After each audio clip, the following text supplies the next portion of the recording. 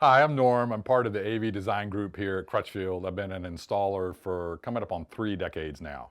And one of the questions I get asked fairly often, and not just me, just in general, is I've got a 2x4 tile ceiling, where you got the drop-in tiles, or 2x2, and how do I install a ceiling speaker in with a drop-down ceiling? And the reason why it's a really good question is that speakers like this is an 8-inch speaker, and it weighs about 5 pounds.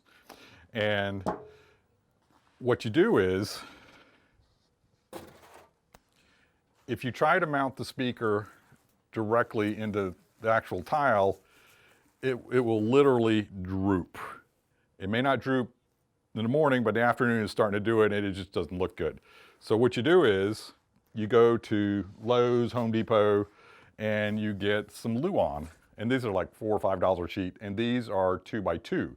So if you've got the 2x2 ceilings, you can just get one of these. But this also, the same size 2x2 Luan also works for 2x4 sheets.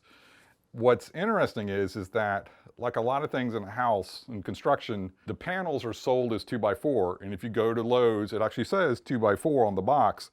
But in small print, it'll say actual size, and it's about 1/4 inch less.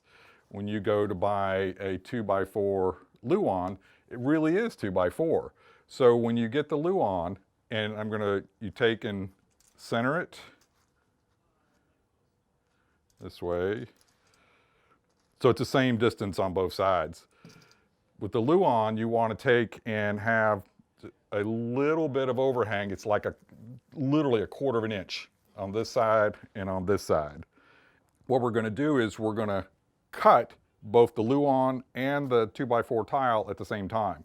In the box with the speakers is going to come a cardboard template.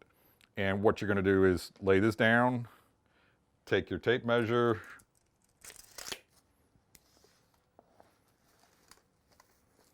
and make sure it's centered, way off.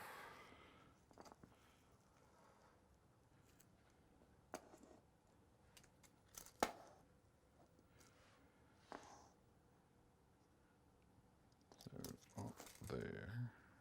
All right. So take a pencil, I'm left-handed, so I'm gonna take my right hand and spread it around, because you don't want to move this as you draw in the circle. So I actually take my little finger and I'm pressing down as I go around.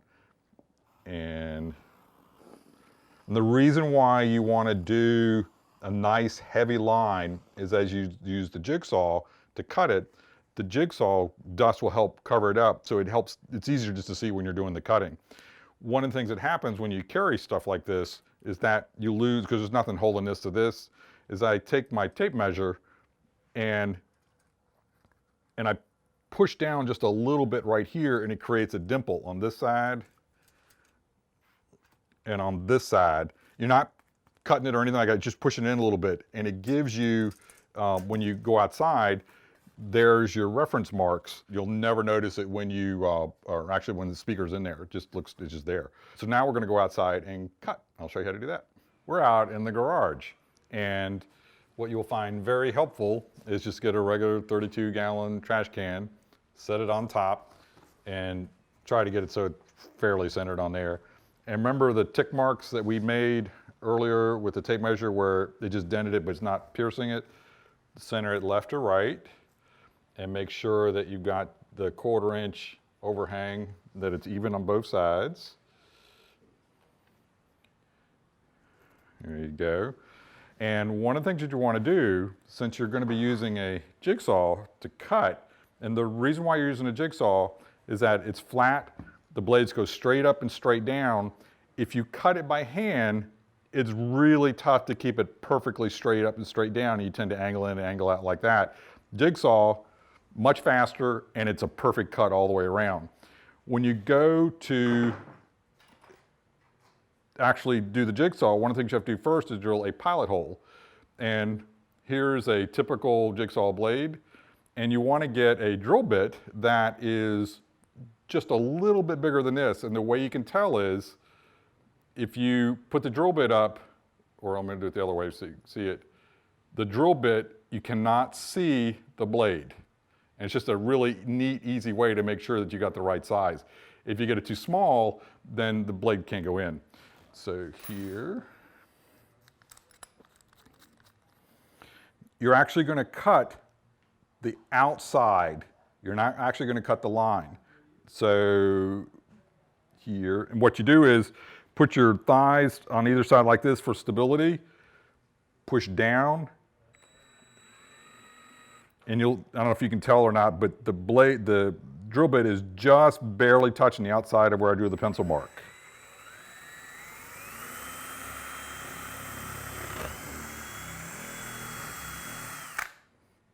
There you go.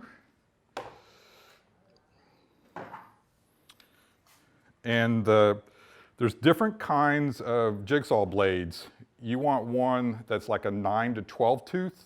And the reason why is if you've got what they call like a rough cut, it's only like 6 teeth per inch, it's too jagged and it makes this thing jump. If you get like a 9 to a 12, it's a much smoother cut. I had in the past used a metal cutting one. It's just a little slower, but works, but it's a very smooth cut. So putting this in.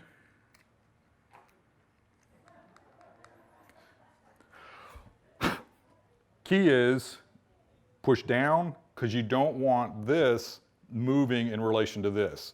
And still check to make sure that you still got the same amount of overhang, which is like roughly about 1/4 inch.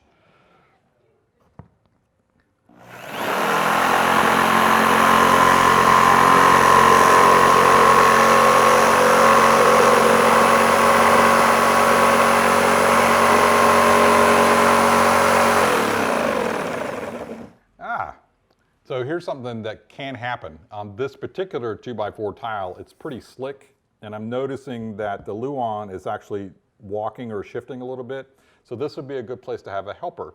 So I just happen to have a helper, and what he's going to do is he's going to grab, and his hands, he's actually going to grab on the bottom and the top, and he's going to act just basically as a clamp. And he's making sure that he's got the same reveal on both sides, which he does. And he's still in between the tick marks, which he is. So he's just going to hold it while I finish the cut. If this was a not such a smooth textured surface, you probably wouldn't need to do this. Just weight alone will do it. But if you got it, this would work if you got somebody, a friend, this would work really well.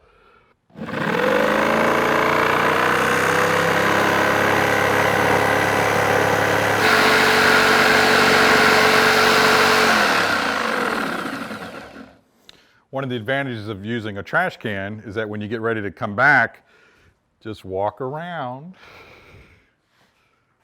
and continue the cut.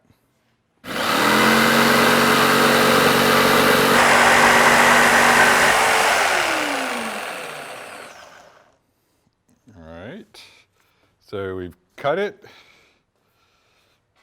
Now, one of the things that happens is this is a part of a speaker roughing kit, and these are also sold in pairs, just like in-ceiling speakers are sold in pairs.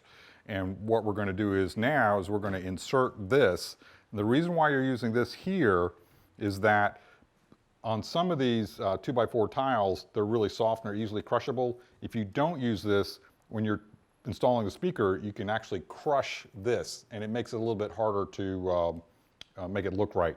So I'm going to show you how to do this. And here, here.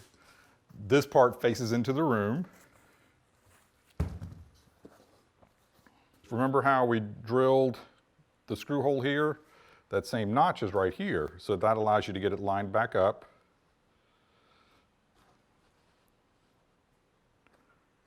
And then, now this is, typically it's a pretty tight fit. So it does not matter what direction this goes in. Actually, I should have done this part first. Here. There.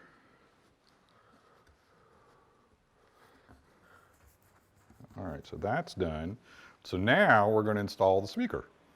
And to install the speaker, the very first thing you need to do, these grills come already put on. And what you're going to use is, if you have a pocket knife or a kitchen knife or anything that ends in a sharp point, what you do is take, and there's hundreds of these little holes, just put this on any of the holes and just pop it up. All this is just stamped metal with holes. This is actually a friction fit. When you go to put it back on, you literally just press it back down into place. When you look at the speaker, there's two sets of screws. There's an inner circle that holds the speaker itself, and then there's an outer circle. That's what holds the housing to the opening. Speaker goes down, and if you notice, the speaker is centered this way and this way. So there's two ways that you can tighten it up.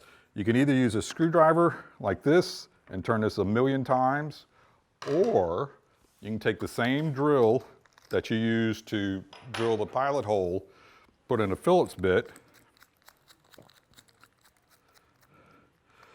and most drills, cordless drills, have what they call a clutch. And the clutch is usually, there's a little marking, it looks like a series of threads. That's full power. But if you put it on like 3, watch,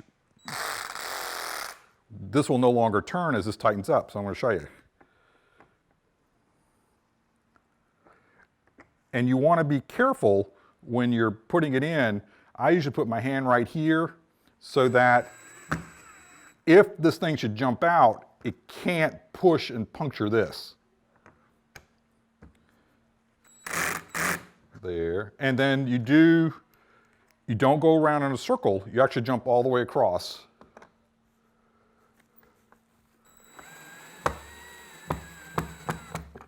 If you crank too much, see how it's dimpling here a little bit?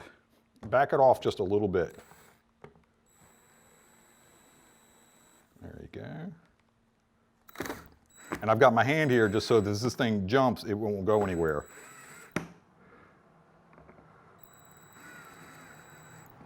So now, let's show you the back side. And if you look, see where the dog legs had grabbed onto the speaker rough end bracket?